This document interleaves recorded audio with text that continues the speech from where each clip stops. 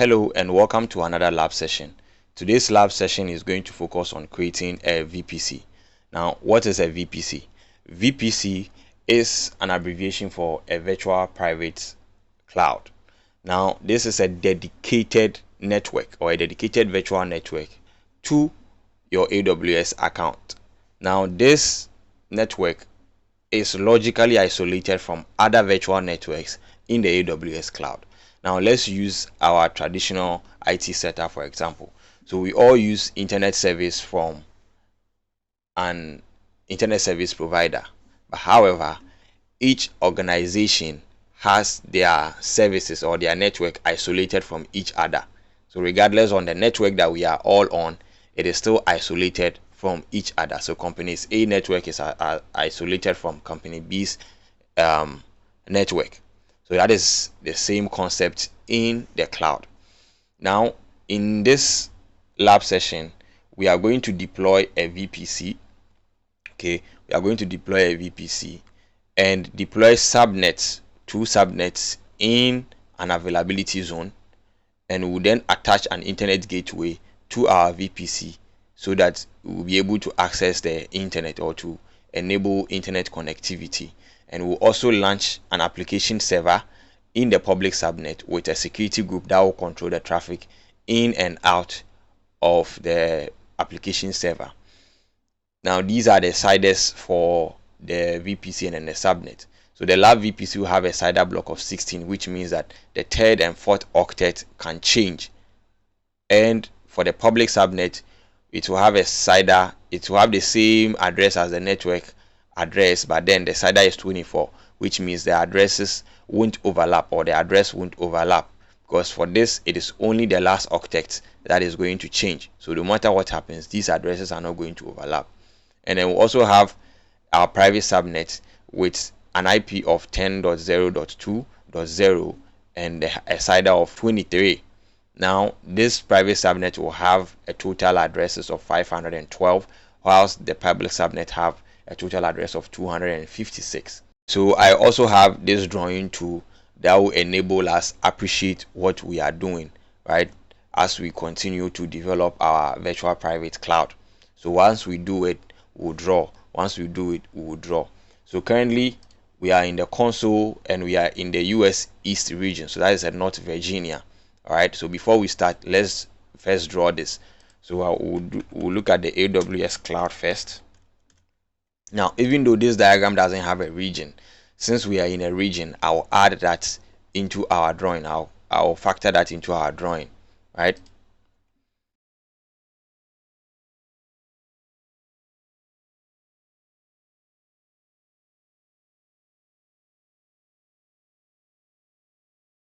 So this is what we have currently, nothing else. We'll now develop our architecture further. Okay, so let's go to the console and then we'll go and create a VPC. So from here, we are not going to use the create VPC option from the dashboard. This one is going to give us a wizard, and the wizard will create all the components that we need all at once. But we don't want that. We want to do everything all by ourselves, right, to understand and appreciate what happens behind the scenes when we use the wizard. So I'll go to your VPCs and then now create my VPC from there. So I'll do create VPC, and here we are going to choose VPC only. We'll not use the VPC and more. When you choose the VPC and more, it populates the architecture for you. So once you put in everything that you want, these things will still be created behind for you. Okay, so I will not do that. I will just choose VPC only, and then the name for my VPC will be lab VPC, and the CIDR 10.0.0.0/16. Okay, we'll leave everything as it is and we'll create. So now our VPC is created. So, and anytime you create a VPC, there is a route table that is created for you, and there is also a main network ACL that is created for you. Now the next thing that we need to do is to enable DNS host names. Right now, DNS host names gives the opportunity for EC2 instances that are in the VPC to have DNS names. I'll explain that after we finish the business of today. We'll create another VPC, and this time we'll not enable the DNS host names, and we'll see what happens to the VPC, to the EC2 instance that will launch into the VPC. So I'll enable DNS host names and I'll save. So now our VPC is in shape. So let's go back to our drawing board.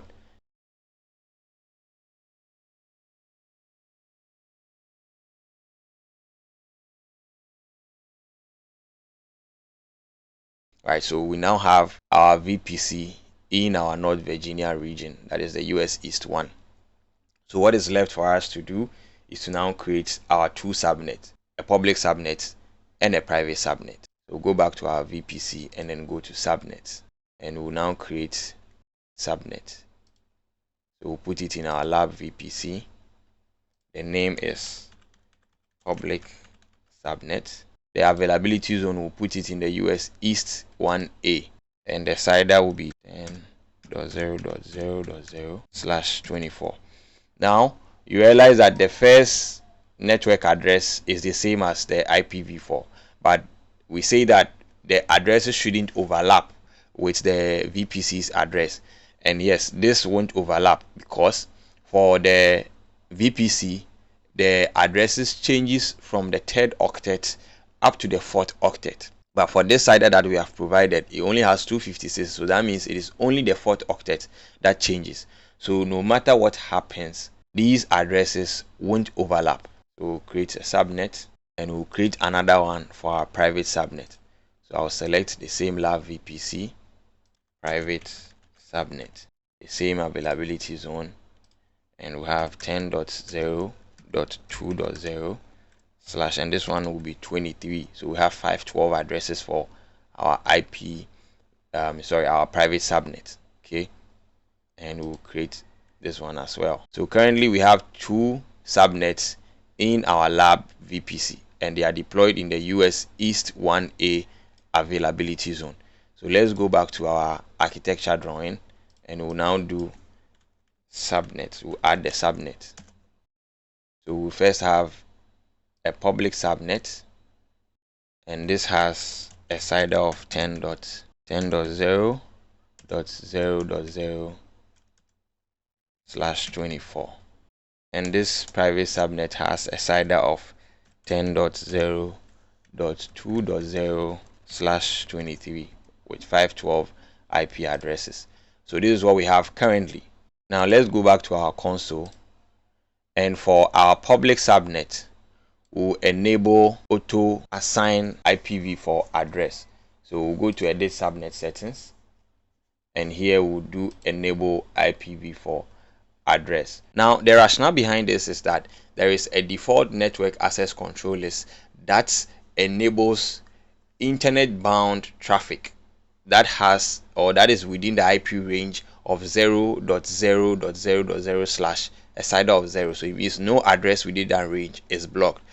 But then if you have resources within your public subnet that doesn't have an IP address, one, it means they are not open to the public, so it means that the public can't also access it. So it is important that you assign an IP address, a public IPv4 address, to that resource so that it will be able to be accessible to the public internet. So that is the rationale behind this. So now that we have enabled it, let's save. Now one thing to note is that giving a name to a subnet, either public or private, doesn't make them as such. So the fact that you name the subnet public doesn't make it public, and the fact that you name the subnet private doesn't make it private.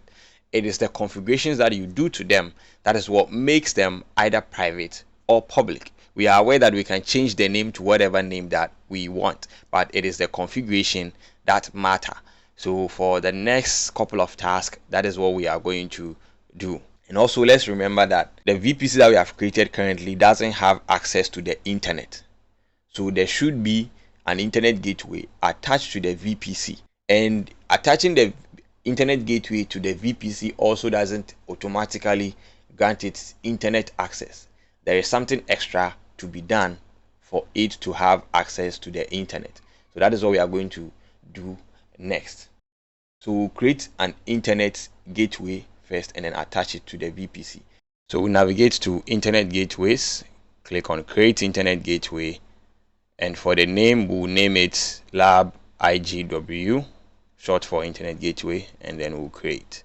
So once this is created, you see the state is currently detached, so we have to attach it to a VPC, and you see there is an option here to even just click and then attach it, but I'll just go to actions and then select attach VPC, and here we'll select our lab VPC and attach the internet gateway. Great. So now let's go back to our drawing. So I'll search for the icon for an internet gateway, select that and attach it to the VPC. So we now have an internet gateway attached to the VPC. As I said, the fact that we have an internet gateway attached to the VPC doesn't grant it automatic internet access. So there is still more to do.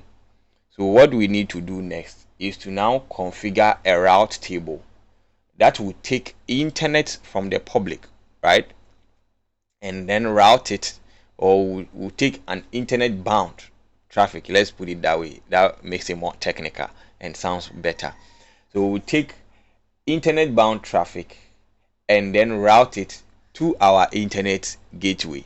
So from here we'll go to our route tables. So as I said earlier, there is a route table that was created when we created our VPC. Okay, so let's scroll here and we'll see a VPC that is associated with this route table, and this is what we see here, and you can see this is the main route table. So let's click on this route table and let's see what is there. So let's look at route, and at the route what you see is what it takes traffic that is within this network, and then the target is what, local. So it means that this only, the main route table only grants communication between resources within the network. Okay, so what we are going to do is we'll name this, since this one grants only local communication, we'll name this our private subnet, private route table. It will not do anything else to this one. Okay, and let's go back to our drawing board, and yes, we'll do route table, and this one will be here. So this only grant what, internal communications. So this route table, I'll just do it private route table. So the next is to create a second route table, but this time to make it public, right, so that our subnets can now have internet connection, right, to the public. So this one will be a public route table. Great. So we'll go back to route tables, and then we'll create a route table. So this one will be public route table. Select the lab VPC and we'll create. And once again, the naming that you give them doesn't do anything to them. It is the configurations that you do on them. Sorry, so I added anyway, I'll be able to change it when I finish this. So let's do the route. So I'll edit the route, and now I'll add routes, and we'll say into this address for internet bound traffic, and then send this to our internet gateway, and bingo, this is the internet gateway that we created. Save changes. We are not done because this is a standalone route table on its own. So what we'll do is we'll go to subnet associations, and we'll edit the subnet associations for this route table and send it to what, the public subnet. So now our public subnet has internet connection. And let's go back to the route tables, and since this one only allow internal communications, we'll edit the subnet associations and we'll associate this with the private subnet. So I'll edit the associations and save. Bingo. So currently this is what we have. So the private route table is only allowing internal connection, so internal communication. So as far as the resources within this network, you'll be able to communicate together, right? And for the public, as far as it's coming from the internet, it will be routed to the internet gateway. So now our subnet has internet connection just like our VPC. So let me do some few corrections here, and also come here to edit this public. Great. Save this. So now our VPC is in shape. So I forgot one thing. I have to draw my availability zone. So our availability zone is the US East 1A. So just as we had in our architecture diagram, this is what we currently have. So we have configured our route tables, we have associated them with our subnets. So what is next is to now deploy. So we are at this point. We'll deploy a server into the public subnet, and we'll test if it has access to the internet. So first, let's create a security group right before we attach it to the EC2 instance. So we'll create a security group. So we'll name this security group app SG, and we'll allow HTTP traffic to our lab VPC, and it should be any IPv4 address, and we'll give the description allow web access. So this is what we have, and then we'll create our security group. So now let's go back to EC2. I'll open it in another tab so that we'll still have our VPC here. So while the dashboard is getting ready, remember I explained DNS host names previously. So what I will do is that I will quickly create a VPC with one subnet, and I will not enable DNS host names for this VPC, so that as we do the other one, we will still appreciate what we are doing or what I explained earlier. So quickly I create the VPC. I will name it no DNS VPC. And for CIDR block, I'll use a 192.168.0.0/16. Okay, and I'll create the VPC.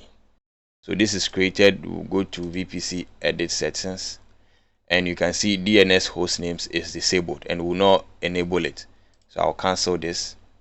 So I'll further create one public subnet and attach it to the VPC. I'll furthermore configure an internet gateway and attach it to the VPC. I'll go ahead and configure the route table to route internet bound traffic to the internet gateway, just to enable internet access in the VPC and the public subnet. Now our EC2 instance is ready. The dashboard is ready. Alright, so I'll go ahead and then launch EC2 instance. So the name for my server is app server. So first let's do our drawing. So we have security, and this is the security group. So that will be for our EC2 instance. So it will be here. Save. So now we are coming to launch our EC2 instance. So app server. We'll leave everything as it is for key pair, even though we'll not need it, but I'll just add it. Okay, and I'll edit the network, and I'll choose the lab VPC, and I'll choose public subnet. Nice. So you can see, because we enabled automatic assign of public IP for our public subnet, this, by default this is disabled already, right? But this one has been enabled because we enabled that settings also in our public subnet. Okay, now for security group, I'll select existing, and then I'll choose my app security group. After that, we'll leave everything as it is. So I'll expand advanced details, and I have a user data script that I will paste here. Since it is an app server, it needs to install an Apache web server and other resources that it will need. So that is the script that I've pasted here. Okay, so I will launch the EC2 instance. Now once this is being launched, I will go to view instances, and we'll launch another one for our no DNS VPC, right? So that we'll compare the DNS thing. Okay, so I will launch another one, and for this I'll just do no DNS instance, and for this we are not going to use it for anything, so we just leave everything as it is, and we'll edit the network and we'll put it in the no DNS VPC. Okay, I didn't enable auto assign public IP. So let me go back to confirm this. And where is it? No DNS. Edit subnet settings. So you can see enable auto assign IPv4 address wasn't checked, so it's not enabled. So that is how come you can see for here it is still disabled. Okay, for security group I will use the launch wizard and everything should be as it is, and then I'll just launch. Great, so wait for them to finish. So while we wait, let's go back to architectural design and update it with the EC2 instance that we created for our lab VP. Alright, so now our architecture is in shape. So this is basically what we did. Right, we first created a VPC and now went ahead to create two subnets, a public and a private subnet. But then their purpose wasn't defined yet till we configured route tables. The first one to route public internet to the internet gateway, and then associated it with the public subnet that made this subnet public, and then now associated this route table that only permitted local communications to the private subnet. Okay, and then we now configured a security group to allow HTTP traffic, and we now launched an EC2 instance that is for our app server, or that is our app server, into this security group, or attached it to the security group into the public subnet. So now what is left for us to do is to test the internet connectivity, or to test if indeed it has access or connection to the internet. So I'm just hoping by now all of them, yes, they are all ready. So first let's just check this quick and then we'll move on. So let me bring this up, and you remember for the DNS we didn't enable DNS, and then we also didn't enable auto assign of IP address. So when I click on this instance, you can see it doesn't have a public IPv4 address, and there is no DNS host name.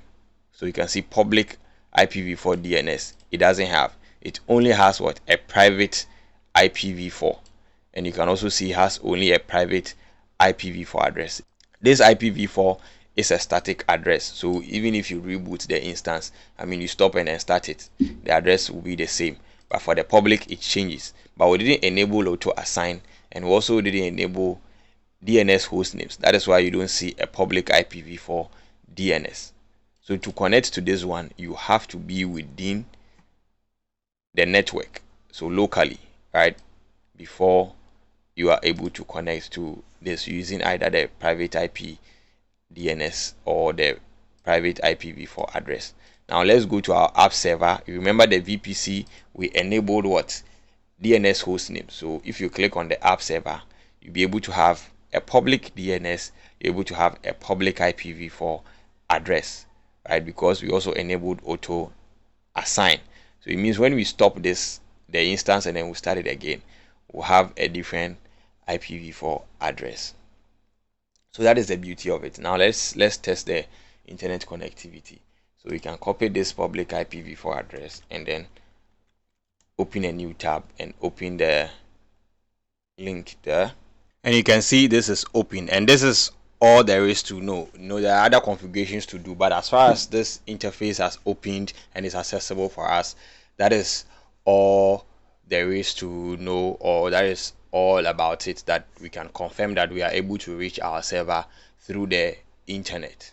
So we can go back, for us to appreciate what we have done, we can go back to the route table, and what we will do on this route table, where's the public one? So the public route table, I'll edit the route. I don't even have to edit the route. Let's go to the associations and then edit the associations, and now save. Let me refresh this and see if we'll be able to still reach it. So now that I've removed the subnet associations, it will be loading for some time, and it will finally tell us that the server can't be reached, because now the subnet doesn't have internet access, or it doesn't have a connection to the internet. So you can see this site can't be reached. Okay, now let me go back to the route table and then associate the subnet to the public route table. And now see, immediately I did it, it just started refreshing and then it has connected. So that is the beauty of it. So today we have killed two birds with one stone to explain the DNS and then the auto assign of the IP addresses. So now that we are done for cleanups, we can terminate these two servers. We'll go to the route tables and then delete all the resources, delete the subnets, delete the internet gateways, right? And we'll be good to go. So another thing, so what if you want to give internet access to our private subnet? Okay, what we need to do is to now configure, we will now provision, so this is a bonus. Okay, we will now configure a NAT gateway. So the NAT gateway allows or grants internet access to resources in the private subnet. So configure a NAT gateway, we'll create one, and every NAT gateway, so I will do lab NAT gateway. So you have a name there already. We'll select a subnet. So the gateway, the NAT gateway, stays in the public subnet, not the private subnet. We'll put the NAT gateway in the public subnet so that it will take advantage of the internet accessibility of the public subnet. But however, we'll route traffic from the internet to the NAT gateway and then now associate that route table with the private subnet. Okay, so we'll allocate an elastic IP to the NAT gateway. So we'll now create it. So now that this NAT gateway is created, I will go back to my route tables, configure the private route table, because you know this is already associated with the private subnet. Okay, so I'll just configure the route and I edit the route and say that take all internet bound traffic, send it to the NAT gateway, and then use the lab NAT gateway that we created. So this will take internet bound traffic to the NAT gateway. So now we'll have a NAT gateway in here. So this is a NAT gateway, and just put it in this public subnet. So this is what we'll have. Now what this means is that any internet bound traffic will now be routed to the NAT gateway, and then the NAT gateway will in turn take advantage of the internet connection that is existence in the public subnet to now give us access to the internet, or give access to, or give internet access to the private subnet. But this is just one way, so it means it is only outbound traffic that is allowed, but not inbound traffic. Even though this wasn't part, or this wasn't in the scope of this lab session, I just wanted to give you a high level overview of how the NAT gateway works in granting internet access to the private subnet. So I'll see you in another video for the next lab session, and I hope you found this video helpful. Thank you.